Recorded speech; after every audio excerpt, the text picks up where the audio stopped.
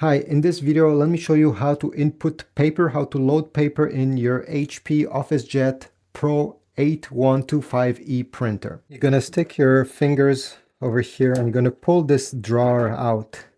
If it's the first time you're gonna input paper in this printer, you're gonna have this cardboard that you need to remove with the blue tape. So that's what I will do right now.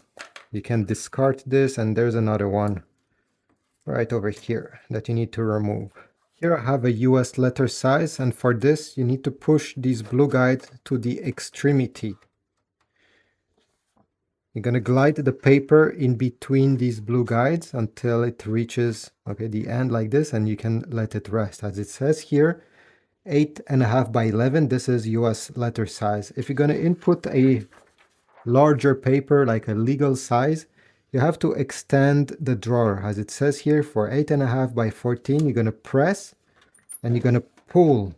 This will extend the drawer so you can load your larger paper. If not, you can simply put it back, and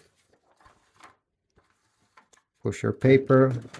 If when pushing the drawer it stops over here and nothing covers it, you can pull out this other piece.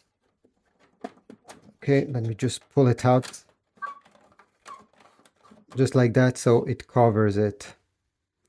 To pull out the paper output, you simply have to pull the upper shelf over here, and this flap will also open.